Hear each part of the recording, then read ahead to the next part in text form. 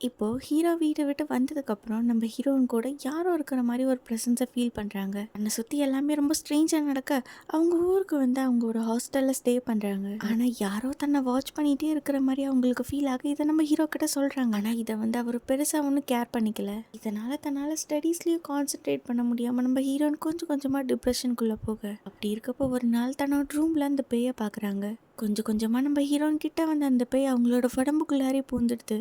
இப்போ நம்ம ஹீரோயின் இவ்வளோ நாளாக சொன்னதெல்லாம் கேட்டு டிஸ்டர்ப் ஆன ஹீரோ ஒரு வாட்டி நான் ஊருக்கு போய் அவளை செக் பண்ணிட்டு வரேன் அப்படின்னு சொல்ல, அப்போ நம்ம ஹீரோட ஃப்ரெண்டு வந்து சொல்கிறாங்க, என்னோட ஃப்ரெண்டு அதே ஊரில் தான் இருக்கு, அவளை செக் பண்ண சொல்கிறேன் அப்படின்னு சொல்ல, இப்போ தன்னோட ஃப்ரெண்டுக்கு கால் பண்ணி டீட்டெயில்ஸ் எல்லாம் சொல்கிறாங்க. அந்த பொண்ணு நம்ம ஹீரோயினை பார்க்க போகிறாங்க.